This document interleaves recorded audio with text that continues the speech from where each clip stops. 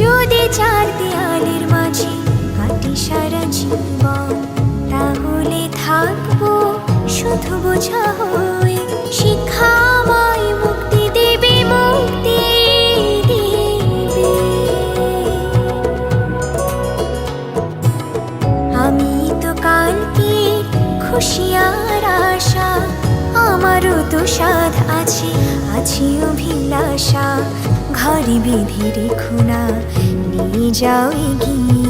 আমি বাবা মায়ের শত আদরে